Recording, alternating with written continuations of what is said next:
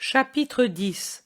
Dans la ville de Jérusalem et au temple, après la résurrection de Lazare.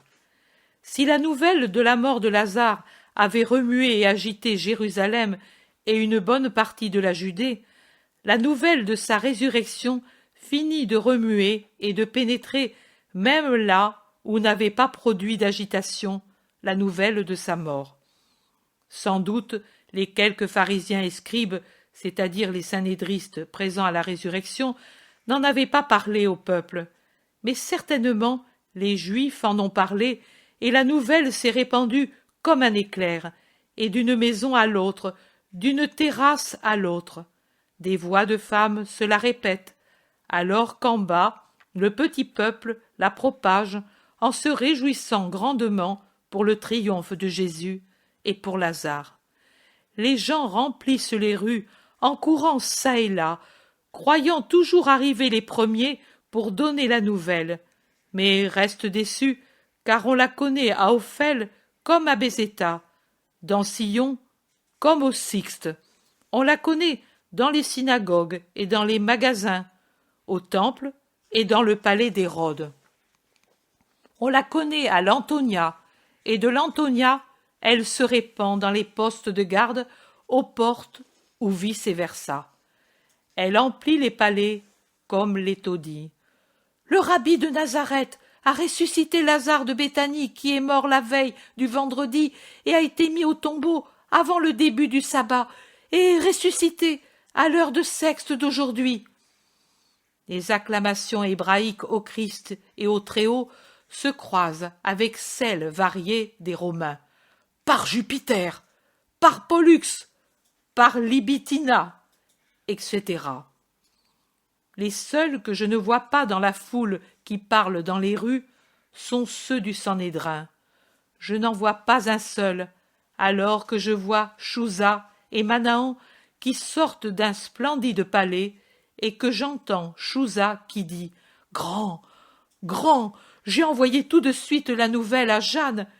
Il est réellement Dieu. » Et Manahan lui répond « Hérode, venu de Jéricho pour présenter ses hommages au maître. » Ponce Pilate semble fou dans son palais, alors qu'Hérodiade est furieuse et le pousse à donner des ordres pour arrêter le Christ. Elle tremble de sa puissance, lui de ses remords. Il claque des dents en disant aux plus fidèles de le défendre des spectres. Il s'est enivré pour se donner du courage, et le vin lui tourne dans la tête en lui faisant voir des fantômes. Il crie que le Christ a aussi ressuscité Jean, qui lui crie maintenant aux oreilles les malédictions de Dieu. Je me suis enfui de cette géhenne, je me suis contenté de lui dire « Lazare a été ressuscité par Jésus de Nazareth, garde-toi de le toucher, car il est Dieu. » Je le garde dans cette peur pour qu'il ne cède pas à la volonté homicide de sa femme. Chouza dit « Moi, je devrais y aller au contraire, je dois y aller, mais avant, j'ai voulu passer chez Éliel et Elkana. Ils vivent à part, mais ce sont toujours de grandes voix en Israël, et Jeanne est contente que je les honore. Et moi, une bonne protection pour toi, c'est vrai, mais jamais telle que l'amour du maître. C'est l'unique protection qui ait de la valeur. » Chouza ne réplique rien. Il réfléchit. Je les perds de vue. De Bézéta arrive en toute hâte Joseph d'Arimathie. On l'arrête. C'est un groupe d'habitants incrédules qui se demandent s'il faut croire la nouvelle, et il l'interroge.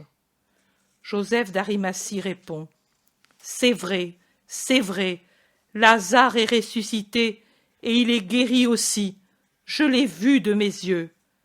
Mais alors, il est vraiment le Messie. Ses œuvres sont telles, sa vie est parfaite, c'est le temps, Satan le combat, que chacun conclue dans son cœur ce qu'est le Nazaréen, dit Joseph prudemment et aussi avec exactitude. Il salue et s'en va. Ils discutent et finissent par conclure. Il est vraiment le Messie. un légionnaire parle dans un groupe. Si je le puis, demain, je vais à Béthanie. Par Vénus et Mars, mes dieux préférés, je pourrais faire le tour de l'orbe des déserts brûlants aux terres glacées germaniques, mais me trouver là où ressuscite quelqu'un mort depuis des jours, cela ne m'arrivera plus. Je veux voir comme est quelqu'un qui revient de la mort. Il sera noirci par l'eau des fleuves d'outre-tombe. S'il était vertueux, il sera blême après avoir bu l'eau céruléenne des Champs-Élysées. Il n'y a pas de Styx là-bas. Il nous dira comment sont les prairies d'asphodèle de l'Hadès. Je viens, moi aussi. Si Ponce le veut. Oh, bien sûr qu'il le veut. Il a expédié tout de suite un courrier à Claudia pour qu'elle vienne. Claudia aime ces choses. Je l'ai entendu plus d'une fois avec les autres et avec ces affranchis grecs discuter de l'âme et de l'immortalité. Claudia croit aux Nazaréens. Pour elle, il est plus grand que tout autre homme. Oui, mais pour Valéria, il est plus qu'un homme, c'est Dieu. Une espèce de Jupiter et d'Apollon pour la puissance et la beauté, disent-elles. Et il est plus sage que Minerve. L'avez-vous vu? Moi, je suis venu ici pour la première fois avec Ponce, et je ne sais pas. Je crois que tu es arrivé à temps pour voir beaucoup de choses. Tout à l'heure, Ponce criait d'une voix de stentor. Ici, tout doit changer. Ils doivent comprendre que c'est Rome qui commande et que tous sont asservis. Et plus ils sont grands, plus ils sont asservis, parce que plus dangereux.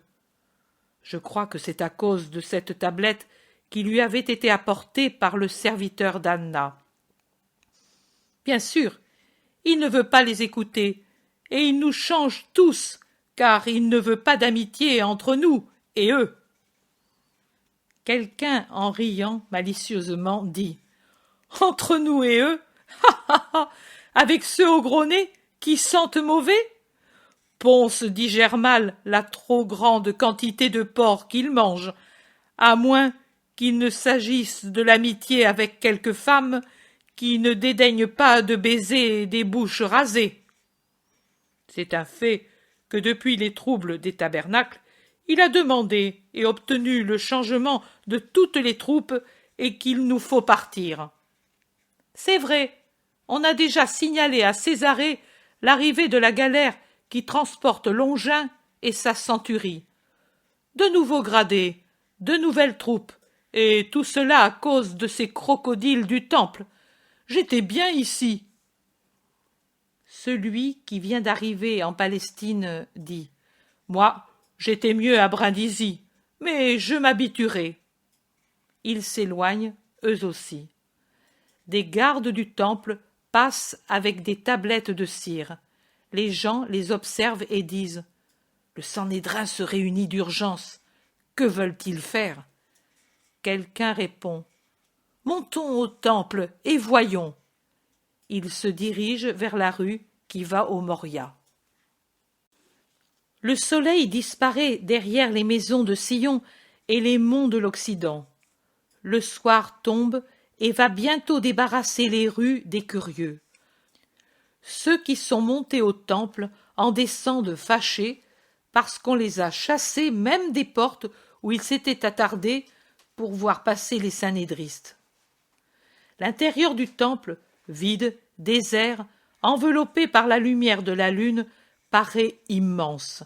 Les synhédristes se rassemblent lentement dans la salle du Sanhédrin. Ils y sont tous, comme pour la condamnation de Jésus. Pourtant, ne s'y trouvent pas ceux qui alors faisaient office de greffiers. Il n'y a que les synhédristes, en partie à leur place, en partie en groupe près des portes. Caïphe entre avec sa figure et son corps de crapaud obèse et méchant, et il va à sa place. Il commence de suite à discuter sur les faits survenus, et il se passionne tellement pour la chose que bientôt la séance devient animée. Ils quittent leur place, descendent dans l'espace vide en gesticulant et en parlant à haute voix. Quelques-uns conseillent le calme et de bien réfléchir avant de prendre des décisions. D'autres répliquent: mais n'avez-vous pas entendu ceux qui sont venus ici après None? Si nous perdons les Juifs les plus influents, à quoi nous sert alors d'accumuler les accusations? Plus il vit, et moins on nous croira si nous l'accusons. Et ce fait, on ne peut le nier. On ne peut dire aux gens nombreux qui étaient là: vous avez mal vu, c'est une illusion, vous étiez ivre. Le mort était mort, putréfié, décomposé. Il avait été déposé dans un tombeau fermé, et le tombeau était bien muré. Le mort était sous les bandelettes et les baumes depuis plusieurs jours.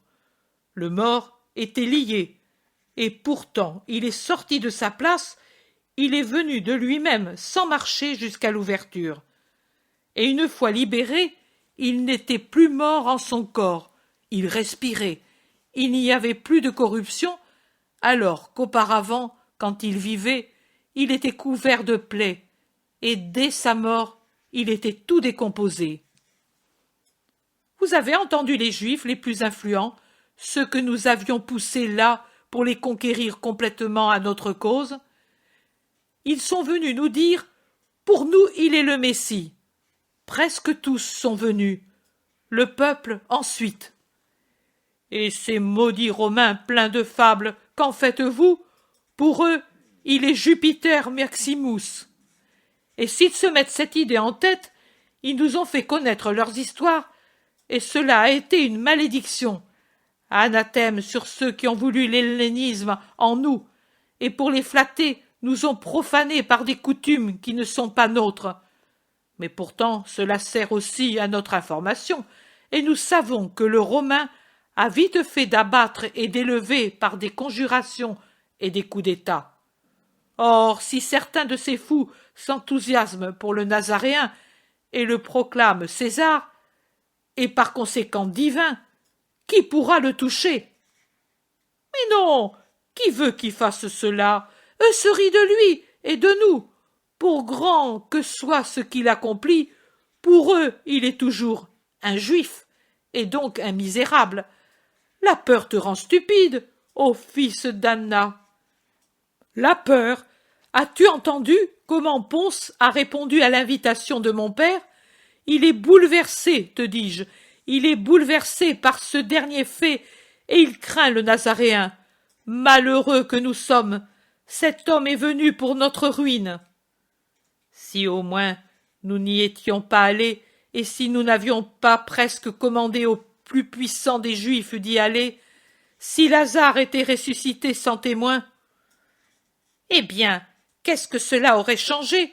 Nous ne pouvions sûrement pas le faire disparaître pour faire croire qu'il était toujours mort.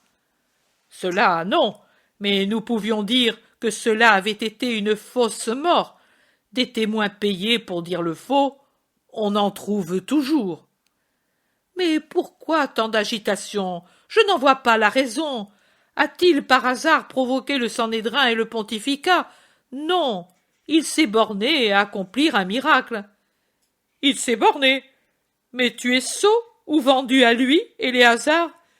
Il n'a pas provoqué le Sanhédrin et le pontificat? Et que veux-tu de plus? Les gens peuvent dire ce qu'ils veulent, mais les choses sont comme le dit Éléazar. Le Nazaréen n'a fait qu'un miracle. Voilà l'autre qui le défend. Tu n'es plus injuste, Nicodème. Tu n'es plus injuste. C'est un acte contre nous. Contre nous, comprends-tu? Plus rien ne persuadera la foule. Ah, malheureux que nous sommes! Moi, aujourd'hui, j'ai été bafoué par certains juifs. Moi, bafoué, moi! Tais-toi, Doras. Tu n'es qu'un homme, mais c'est l'idée qui est frappée. Nos lois, nos prérogatives. Tu parles bien, Simon, et il faut les défendre. Mais comment? En attaquant, en détruisant les siennes. C'est vite dit, Sadoc, mais comment les détruis-tu si de toi-même tu ne sais pas faire revivre un moucheron?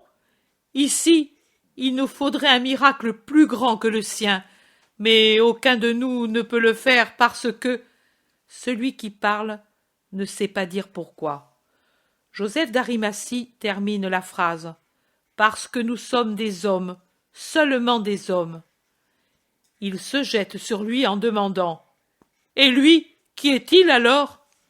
L'homme d'Arimathie répond avec assurance « Il est Dieu. » Si j'avais encore des doutes… Mais tu n'en avais pas. Nous le savons, Joseph, nous le savons.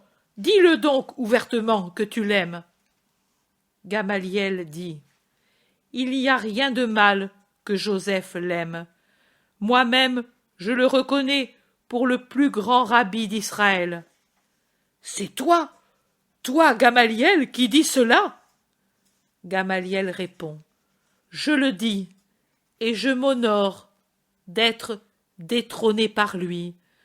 Jusqu'à présent, j'avais conservé la tradition des grands rabbis, dont le dernier était Hillel. Mais, après moi, je n'aurais pas su qui pouvait recueillir la sagesse des siècles. Maintenant, je m'en vais content, parce que je sais qu'elle ne mourra pas, mais au contraire, deviendra plus grande, parce qu'elle sera accrue de la sienne, à laquelle est certainement présent l'Esprit de Dieu. Mais que dis-tu, Gamaliel? La vérité, ce n'est pas en se fermant les yeux que l'on peut ignorer ce que nous sommes. Nous ne sommes plus sages, car le principe de la sagesse, c'est la crainte de Dieu, et nous sommes des pécheurs dépourvus de la crainte de Dieu. Si nous avions cette crainte, nous ne piétinerions pas le juste, et nous n'aurions pas la sotte avidité des richesses du monde. Dieu donne, et Dieu enlève selon les mérites et les démérites. Et si maintenant Dieu nous enlève ce qu'il nous avait donné pour le donner à d'autres, qu'il soit béni, car saint est le Seigneur, et saintes sont toutes ses actions. Mais nous parlions de miracles, et nous voulions dire que personne de nous ne peut les faire, parce que Satan n'est pas avec nous. Non, parce que Dieu n'est pas avec nous. Moïse sépara les eaux et ouvrit le rocher. Josué arrêta le soleil. Élie ressuscita l'enfant et fit tomber la pluie. Mais Dieu était avec eux. Je vous rappelle qu'il y a 6 choses que Dieu est, et qu'il exècre la 7e. Les yeux orgueilleux, la langue menteuse, les mains qui répandent le sang innocent, le cœur qui médite des desseins mauvais, les pieds qui courent rapidement vers le mal, le faux témoin qui dit des mensonges, et celui qui met la discorde parmi ses frères. Nous faisons toutes ces choses. Je dis « nous », mais c'est vous seuls qui les faites, car moi je m'abstiens de crier « Hosanna » et de crier « Anathème ». J'attends.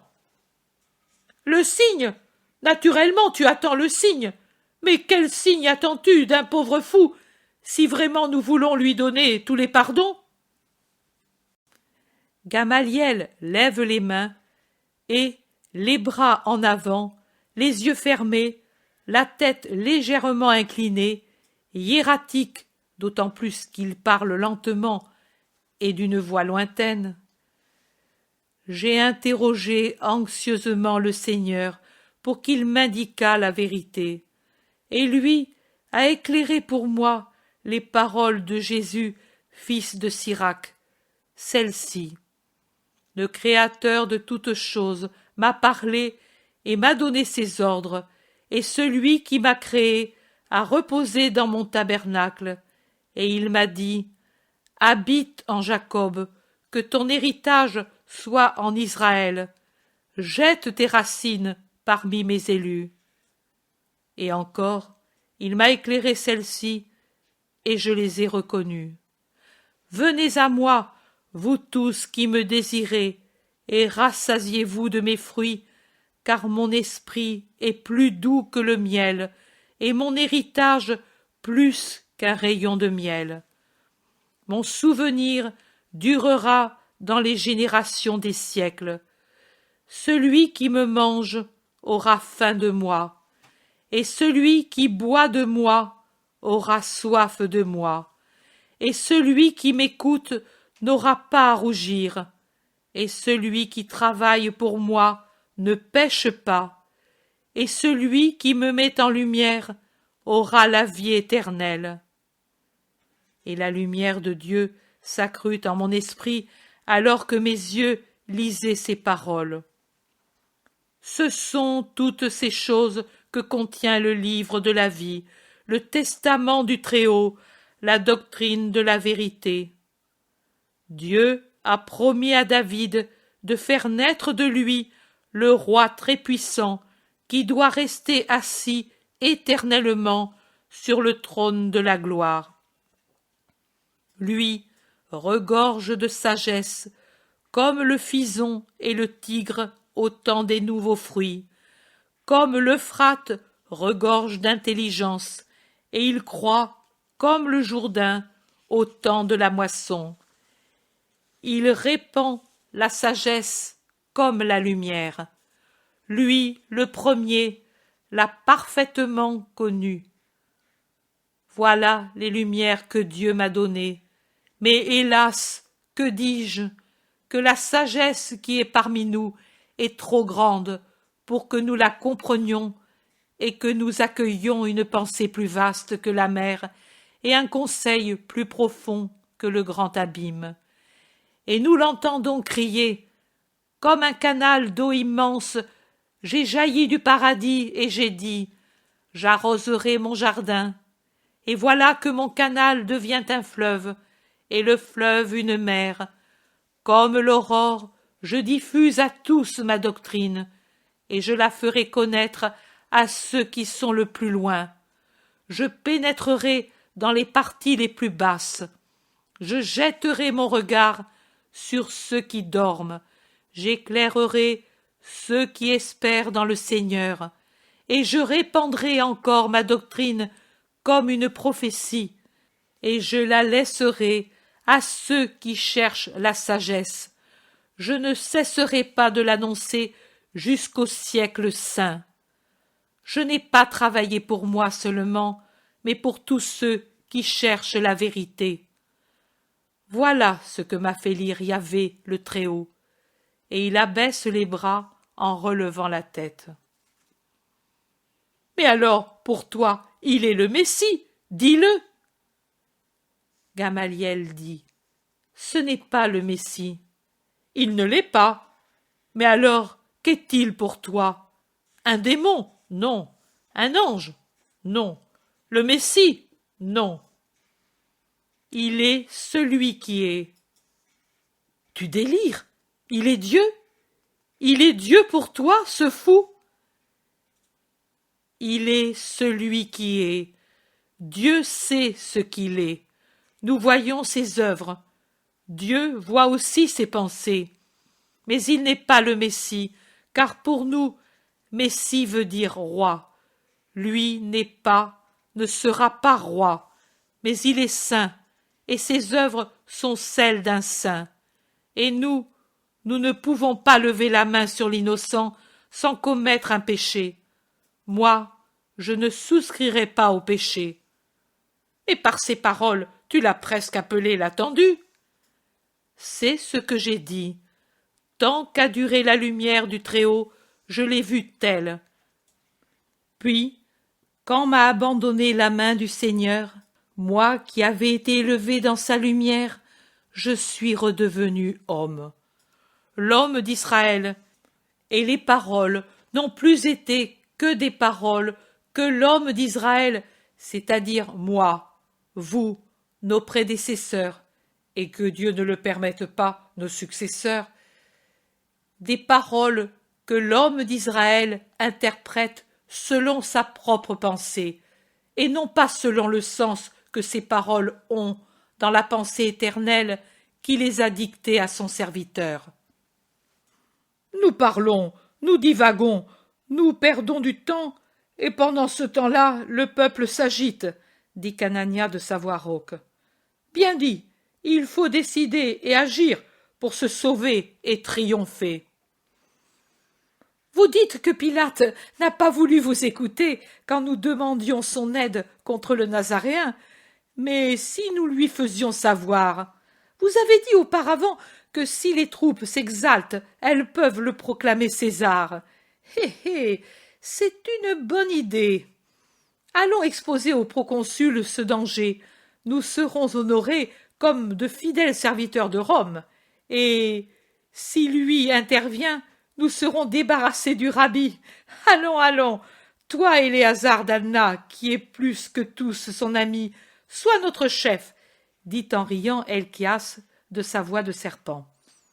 Il y a un peu d'hésitation, mais ensuite un groupe des plus fanatiques sort pour se rendre à l'Antonia. Caïphe reste avec les autres. À cette heure, ils ne seront pas reçus, objecte quelqu'un. Non, au contraire, c'est la meilleure. Ponce est toujours de bonne humeur quand il a bu et mangé, comme boit et mange un païen. Je les laisse là à discuter, et pour moi s'éclaire la scène de l'Antonia. Le parcours est fait vite et sans difficulté, tant est limpide la clarté de la lune qui contraste grandement avec la lumière rouge des lampes allumées dans le vestibule du palais prétorien. Éléazar réussit à se faire annoncer à Pilate, et on les fait passer dans une grande salle vide, absolument vide. Il n'y a qu'un siège massif, avec un dossier bas, couvert d'un drap pourpre qui ressort vivement dans la blancheur absolue de la salle. Ils se tiennent en groupe, un peu craintifs, transis de froid, debout sur le marbre blanc du pavé. Il ne vient personne. Le silence est absolu.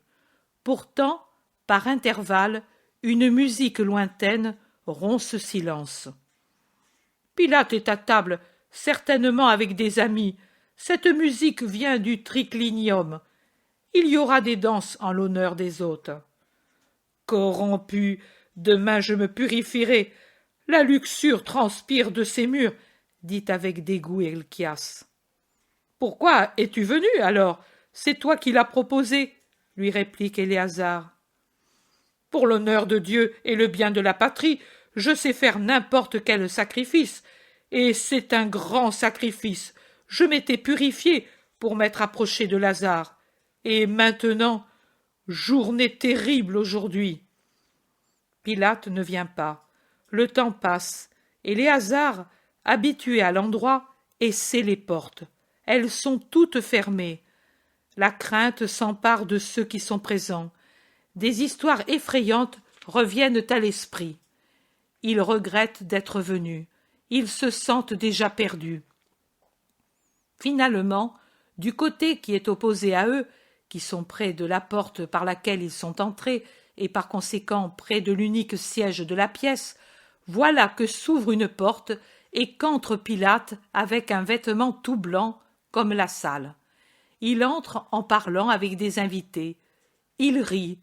Il se tourne pour commander à un esclave qui soulève un rideau au-delà de la sortie de jeter des essences dans un brasier et d'apporter des parfums et de l'eau pour les mains, et qu'un esclave vienne avec un miroir et des peignes.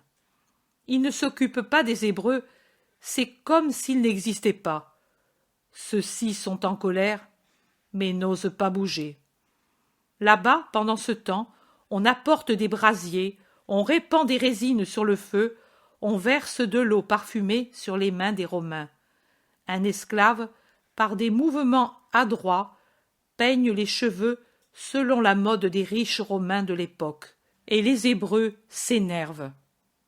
Les Romains rient entre eux et plaisantent, en regardant de temps en temps le groupe qui attend là-bas, au fond, et quelqu'un parle à Pilate, qui ne s'est jamais tourné pour regarder. Mais Pilate hausse les épaules avec un geste d'ennui et bat des mains pour appeler un esclave auquel il ordonne à haute voix d'apporter des friandises et de faire entrer les danseuses. Les Hébreux, scandalisés, frémissent de colère. Pensez à un Helkias obligé de voir des danseuses. Son visage est un poème de souffrance et de haine. Les esclaves arrivent avec des friandises dans des coupes précieuses, et derrière les danseuses couronnées de fleurs et à peine couvertes de toiles si légères qu'elles semblent des voiles, les chairs très blanches transparaissent à travers les vêtements légers, teints de rose et bleu clair, quand elles passent devant les brasiers allumés et les lampes nombreuses posées au fond. Les Romains admirent la grâce des corps et des mouvements, et Pilate redemande un pas de danse qui lui a plu particulièrement. Helcias, imité par ses compagnons, se tourne indigné contre le mur pour ne pas voir les danseuses voler comme des papillons dans un balancement d'habits inconvenants. Une fois finie la courte danse, Pilate les congédie en mettant dans la main de chacune une coupe remplie de friandises où il jette nonchalamment un bracelet. Finalement, il daigne se tourner pour regarder les Hébreux, et il dit à ses amis d'un air ennuyé: « Et maintenant, je devrais passer du rêve à la réalité, de la poésie à l'hypocrisie, de la grâce aux ordures de la vie. Misère d'être proconsul. Salut, amis, et ayez compassion de moi. » Il reste seul, et lentement il s'approche des Hébreux. Il s'assoit, observe ses mains bien soignées et découvre sous un ongle quelque chose qui ne va pas. Il s'en occupe et s'en préoccupe en sortant de son vêtement une fine baguette d'or avec laquelle il remédie au grand dommage d'un ongle imparfait. Puis il fait la grâce de tourner lentement la tête. Il ricane à la vue des Juifs encore inclinés servilement et leur dit: « Vous, ici, et soyez brefs, je n'ai pas de temps à perdre à des choses sans importance. » Les Hébreux s'approchent dans une attitude toujours servile jusqu'à ce qu'un « assez, pas trop près » les cloue au sol. « Parlez et redressez-vous, il ne convient qu'à des animaux de rester courbés vers le sol. » Et il rit. Les Hébreux se redressent sous le mépris et se tiennent plastronnants. « Donc, parlez, vous avez voulu absolument venir. Maintenant que vous êtes ici, parlez. » « Nous voulions te dire, pour autant que nous sachions, nous sommes des serviteurs fidèles de Rome. »« Ah, ah, ah, des serviteurs fidèles de Rome, je le ferai savoir au divin César, et il en sera heureux, il sera heureux. Parlez, farceurs, et faites vite. » Les sanhédristes trépignent, mais ne réagissent pas. Helcias prend la parole au nom de tous. « Tu dois savoir, ô Ponce, qu'aujourd'hui, à Béthanie, un homme a été ressuscité. »« Je le sais, c'est pour me dire cela que vous êtes venu. Je le savais déjà depuis plusieurs heures. Il a de la chance de savoir déjà ce que c'est que mourir et ce que c'est que l'autre monde. Et que puis-je y faire si Lazare de Théophile est ressuscité? Peut-être il m'a apporté un message de l'Hadès. » Il est ironique. « Non, mais sa résurrection est un danger. » « Pour lui? Certainement, le danger de devoir mourir de nouveau. Opération peu agréable. Eh bien, que puis-je y faire? Suis-je Jupiter, moi? Un danger non pour Lazare, mais pour César. Pour dominer? Mais peut-être ai-je bu? Vous avez dit pour César? Et en quoi Lazare peut-il nuire à César? Vous craignez peut-être que la puanteur de son tombeau puisse corrompre l'air que respire l'impérator? Rassurez-vous, c'est trop loin. Ce n'est pas cela, c'est que Lazare, en ressuscitant, peut faire détrôner l'impérator. Détrôner? C'est plus grand que le monde. Mais alors, ce n'est pas moi qui suis ivre, mais vous. Peut-être l'épouvante vous a bouleversé l'esprit, voire ressuscité. Je crois que cela peut troubler. Allez, allez au lit, un bon repos et un bain chaud, bien chaud, salutaire contre les délires. Nous ne délirons pas, Ponce, nous te disons que si tu n'y mets pas bon ordre, tu passeras de tristes heures, tu seras certainement puni, si même tu n'es pas tué par l'usurpateur. D'ici peu, le Nazaréen sera proclamé roi, roi du monde, comprends-tu? Les légionnaires eux-mêmes le feront. Ils sont séduits par le Nazaréen, et l'événement d'aujourd'hui les a exaltés. Quel serviteur de Rome es-tu si tu ne te préoccupes pas de sa paix? Veux-tu donc voir l'Empire bouleversé et divisé à cause de ton inertie? Veux-tu voir Rome vaincue et les enseignes abattues, l'impérator tué, tout détruit? Pilate ordonne. Silence, c'est moi qui parle, et je vous dis, vous êtes des fous. Davantage encore, vous êtes des menteurs, vous êtes des malandrins, vous mériteriez la mort. Sortez d'ici, hideux serviteurs de vos intérêts, de votre haine, de votre bassesse. Vous êtes esclaves, pas moi. Je suis citoyen romain, et les citoyens romains ne sont assujettis à personne. Je suis le fonctionnaire impérial, et je travaille pour les intérêts de la patrie. Vous, vous êtes les sujets. Vous, vous êtes sous notre domination. Vous, vous êtes les galériens attachés au banc, et vous frémissez inutilement. Le fouet du chef est sur vous. Le Nazaréen. Vous voudriez que je tue le Nazaréen? Vous voudriez que je l'emprisonne? Par Jupiter, si pour le salut de Rome et du divin impérator je devais emprisonner les sujets dangereux ou les tuer ici où je gouverne, c'est le Nazaréen et ses partisans, eux seuls, que je devrais laisser libres et vivants. Allez, dégagez, et ne revenez plus jamais devant moi, turbulents, fauteurs de troubles, voleurs et complices de voleurs. Aucune de vos manigances ne m'est inconnue. Sachez-le, et sachez aussi que des armes toutes neuves et de nouveaux légionnaires ont servi à découvrir vos pièges et vos instruments.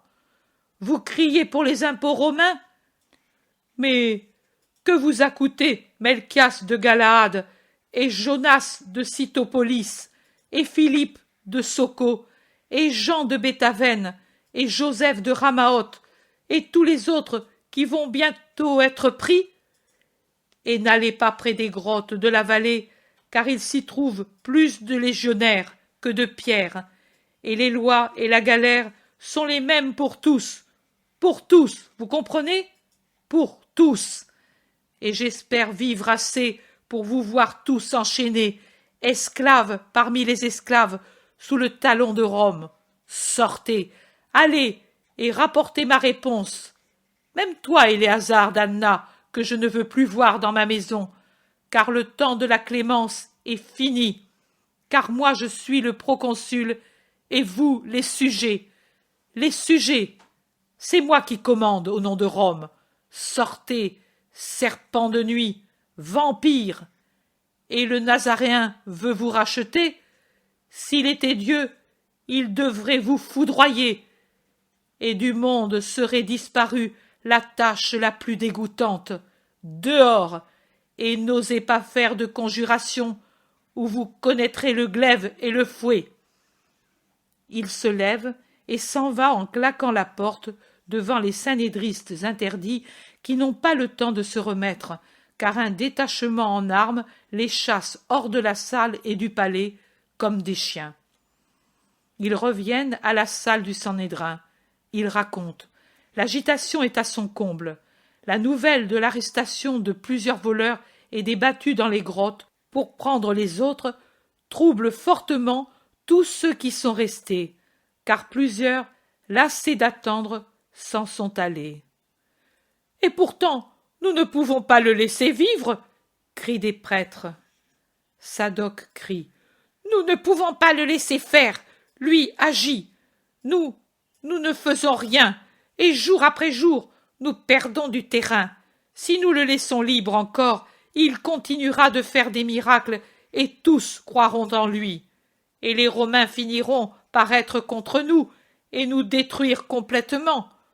Ponce parle ainsi, mais si la foule le proclamait roi, oh, alors Ponce a le devoir de nous punir, tous.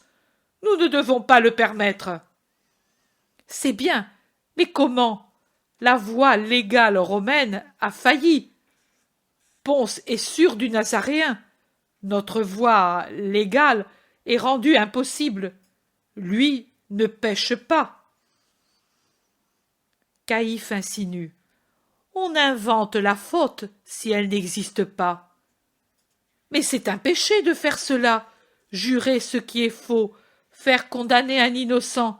C'est trop, disent la plupart avec horreur. C'est un crime, car ce sera la mort pour lui. Eh bien, cela vous effraie? Vous êtes des sots et n'y comprenez rien. Après ce qui est arrivé, Jésus doit mourir. Vous ne réfléchissez pas, vous tous, qu'il vaut mieux qu'il meure un homme plutôt qu'un grand nombre? Par conséquent, que lui meure pour sauver son peuple, pour que ne périsse pas toute la nation. Du reste, lui dit qu'il est le sauveur.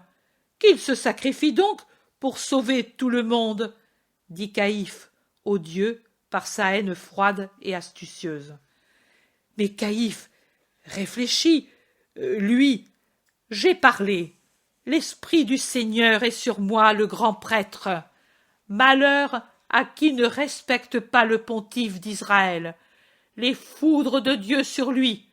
C'est assez attendu. C'est assez discuté.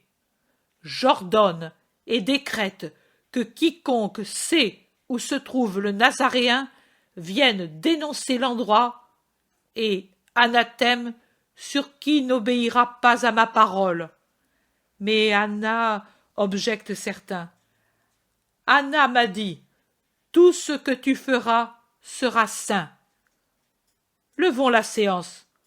Vendredi, entre tierce et sexte, tous ici pour délibérer. J'ai dit tous. Faites-le savoir aux absents. Et que soient convoqués tous les chefs de famille et de classe, toute l'élite d'Israël. Le Sanhédrin a parlé. Allez.